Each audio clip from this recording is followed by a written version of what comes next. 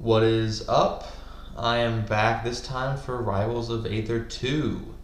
It's been a little bit since the last video going over some of the results the past few months. This time we're doing quarter 3, which is a pretty crazy quarter. July, August, and September had 5 big events along with some other small ones here and there. The big ones were Gommel, all the melee events, Gommel, Supernova, Riptide, Collision, and also had a side event at EVO, which ended up being the biggest Rivals 2 event to that point. And upsets were crazy. Gommel was like the first weekend of this quarter, and things were already out of whack. I was trying to finish up the last quarter video as Gommel was happening, and it's like, this feels obsolete. And to be honest, I'm a little late on this one too. There's been some more upsets. I'm still going to go over this, and then the fourth quarter, finishing out the year later on, we'll show some of that. So this time I haven't done a C tier because there were so many crazy events, crazy upsets. Like besides that 5, there was stuff in Tri-State, there's stuff in Mexico, like West Coast. There's a ton of stuff like NorCal and stuff. Like a lot of it's hard to keep track, and there were so many wins that it's like I feel like if I went down to C tier, I'd have like over 100 players. So for this, I just decided to do a B tier, an A tier, and an S tier. So you can argue people going up and down certain tiers. Like some of these, like mostly is getting wins on an A tier player or doing well against this group of players, like having a decent record against other people in this tier. I think ZB and Zeus to Goose, both Crag mains starting with the letter Z, both very close to going up. ZB did very well with wins on Ion and Sandstorm and Elkies and Switch and Dakbo and all that. Impressive. But I think I forgot to put Gekinga. I'll put him too. But both did very well. I don't think quite consistent enough to go up a tier, but still good. Sandstorm, household name, Brawlhalla turns, Rivals player, also Ultimate too. Has been doing very good. Not quite as strong. 2 players that were in S tier last time, Sofilo and B-Bats, just didn't get quite those good wins. A little bit more beatable this time. Still did good. Cupid, which I found out about last season, got a win on Marlin and Boyko. Pretty good. Before I forget, I'll add Gekinga, like right here. Yeah. A lot of players, hard to keep track of everything. Dakpo, I believe a Texas player. Maybe I'm confusing him with someone else.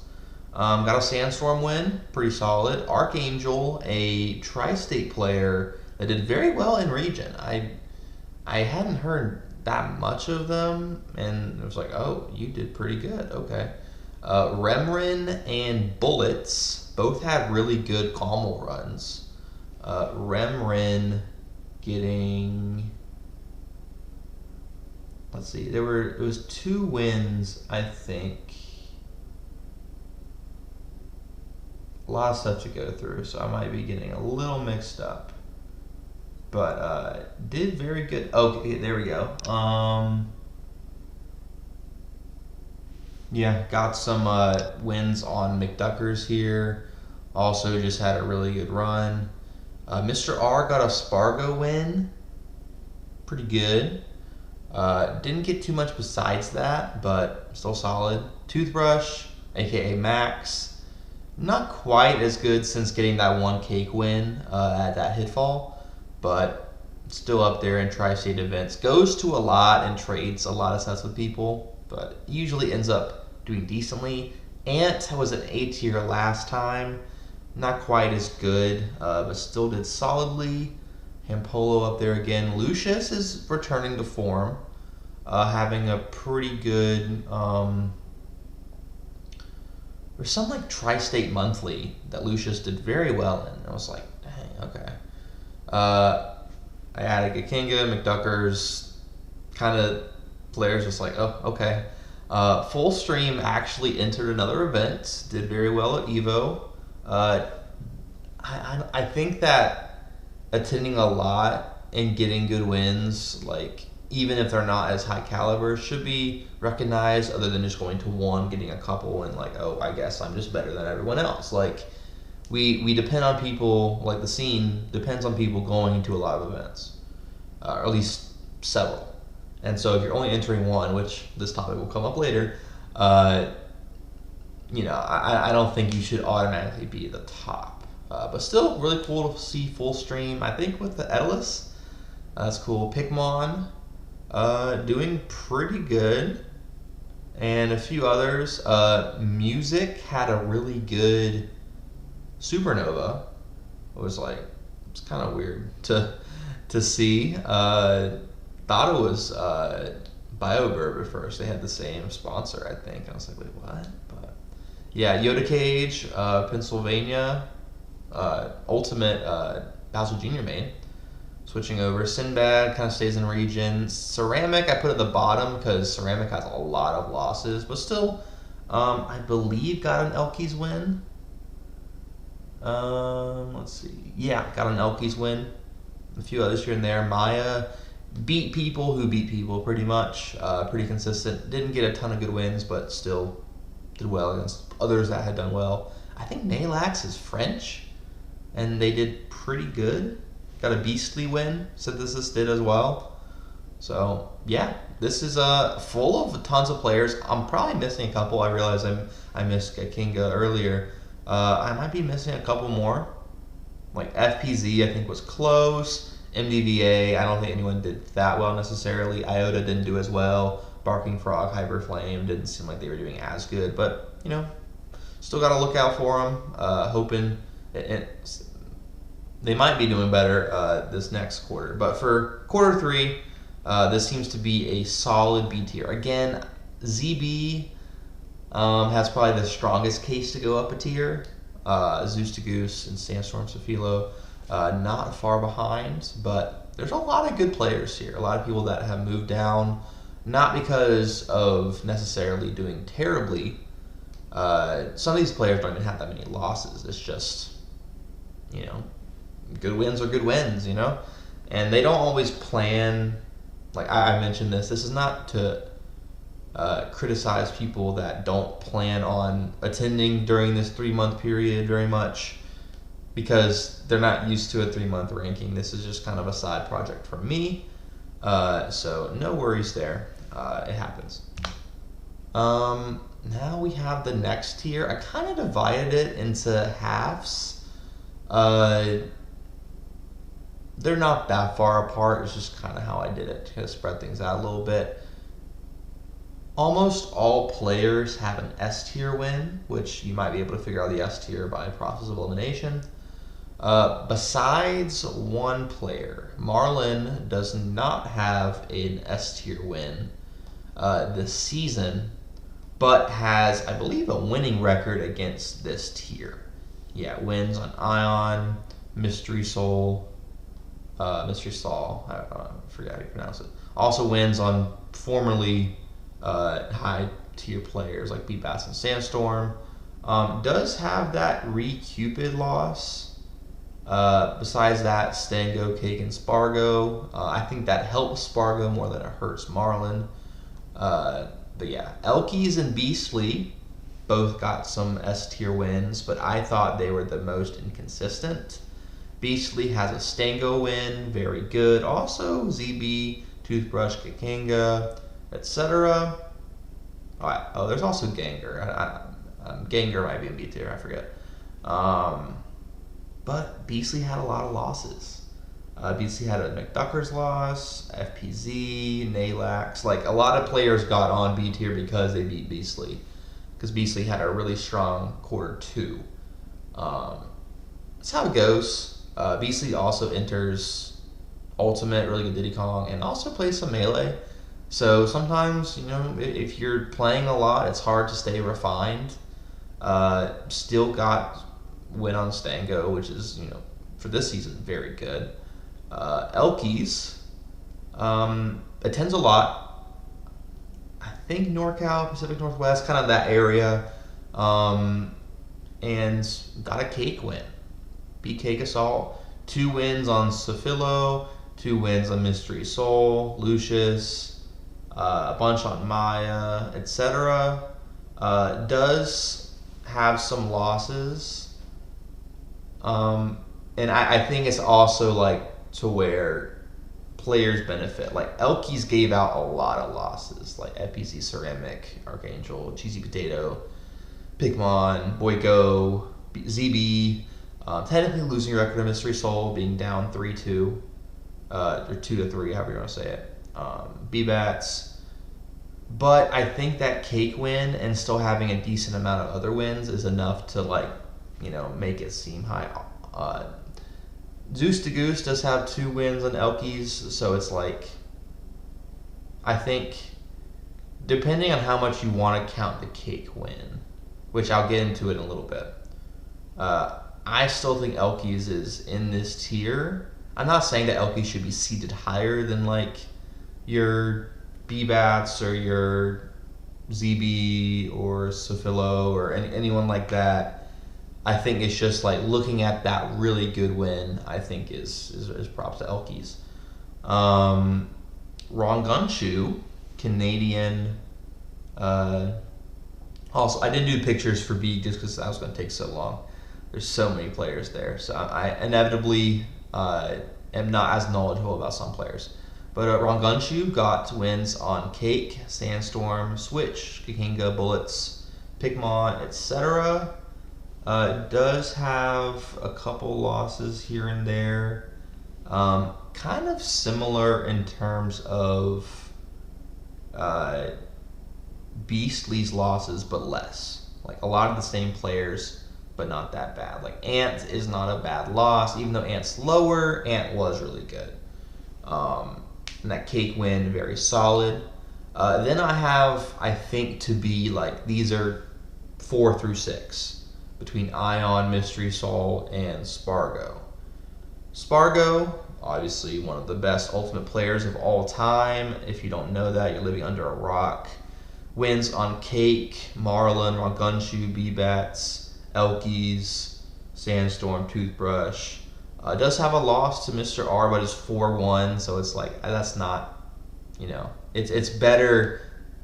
Not that it's necessarily like erases the loss, but it does kind of seem like, okay, it wasn't just this rant like, oh, has this terrible matchup. I think it was like a Grands reset, which sometimes happens. Because sometimes players kind of view Grands as a total set instead of like, oh, I can't let them take 1 for the rankings, like, because you're trying to win the tournament ultimately. But I think Spargo had so few losses, not that few, but losses to S tier and Mr. R. Like yeah, the number of losses isn't, you know, that small, but 5 of the 6 losses are the best players on this board. So Mystery Soul, one of the few fleets to keep doing it. Kind of farming Pacific Northwest during the Rivals 1 days from what I saw, or at least early, I think late Rivals 1, early Rivals 2. Does have a couple losses to Elkies, but is a winning record, and other loss to Marlin, which Marlin has been formerly the best in the world. Fell off some, but I mean, that's not a bad loss at all. And then losing to Plup, which we'll get into.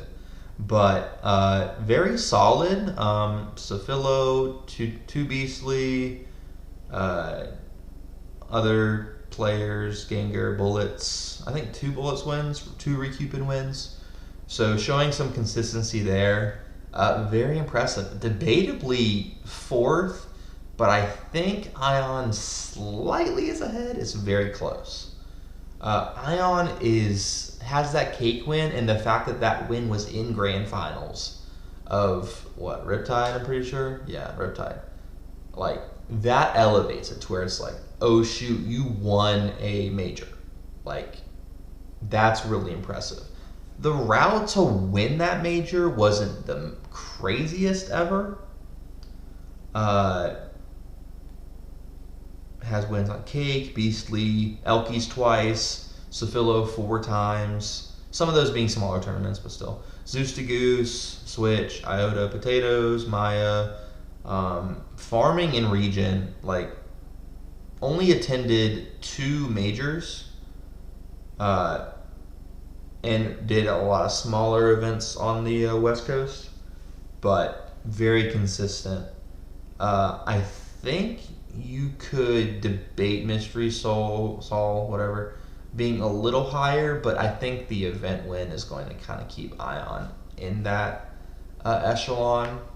So I think those 2 are 4 or 5, Spargo being close 6, then these other ones rounding out 7 through 10. Very impressive stuff.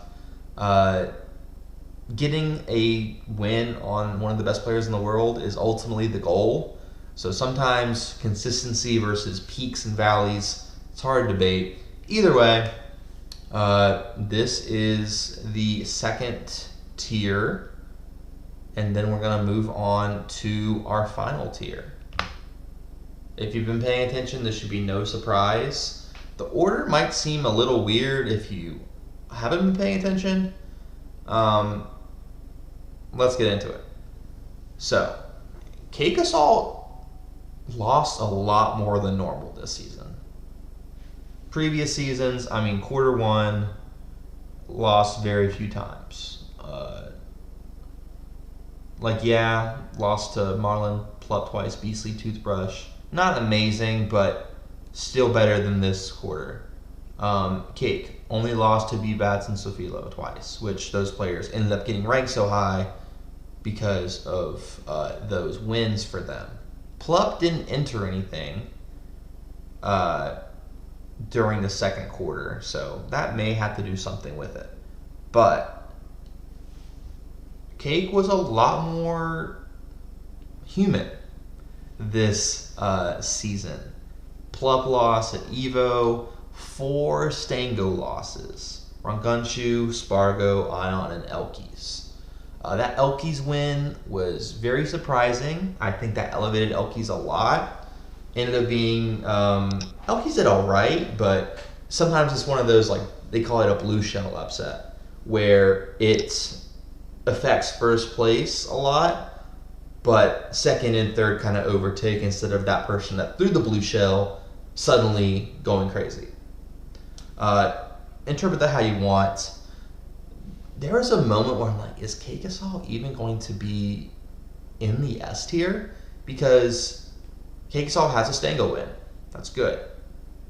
But other players have Stango wins too. Like Plup, who's in this tier, and then Beastly and Mystery Soul. Whatever. So, I'm like, is Mystery Soul higher than Cake Assault? Of course, it gets a little tricky because, like, if you're looking at someone outside of the tier versus someone in the tier, like, Cake can't beat himself, so he only has 2 options to beat, while someone below has 3. If you, like, elevate it, you know, things get a little weird. I think that Cake Assault was consistent enough. Did get a Stango win, wins on 3 wins on Spargo, 2 on Rangunshu, Ion, reset the bracket at Riptide. 2 Sophilo, ZB, Sandstorm, Hampolo, Beastly, etc. Marlin, goes on and on and on. Entered a ton, still had a lot of wins. I think that very large winning record, while still getting a Stango win, I think is enough to keep Cake in this top tier. Then you have the debate between 1 and 2. Now, Plup has returned after doing super well at Genesis, not dropping a set. Went to Evo, didn't drop a set again. Like, you can't pretend that Plup doesn't exist. You can't go la la la la la. Like, I understand for rankings you want a certain amount of attendance from players, so they can't just attend one or two and then okay, haha, I'm unbeatable. Like having a ranking based year instead of like a championship for a traditional sport or like league or something.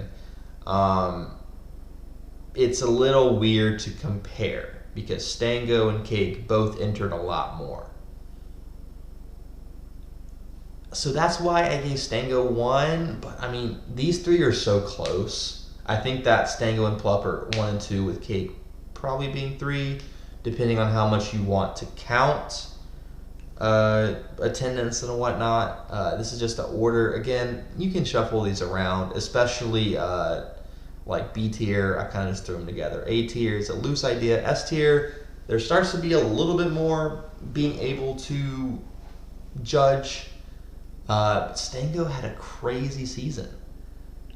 Stango's been crazy. So Stango was formerly a Melee Marth in Project M Donkey Kong. Now plays Olympia and starting to switch to Loxodon too. Which is pretty impressive how he's gone through. I was thinking, I was like, what's in common? I guess grabbing? I guess he likes to grab and do stuff a la grab. I don't know how much Loxodon really grabs, but yeah. Really impressive stuff from Stango with 4 Cake wins. Wins on B-Bats, Spargo, Marlin, Raw Gunshoe, ZB, Full Stream, Boyko, etc. Only losses to these 2 and then Beastly and Mystery Saul. Plup definitely did not have an easy win. Easy route to winning Evo, beating these 2 Spargo, Mystery Saul, Pigmon, FPZ, etc. I think that Stango being so dominant against Cake is enough to keep him 1. I think that last time I did it kind of similarly because I had Cake, Plup, and Marlin.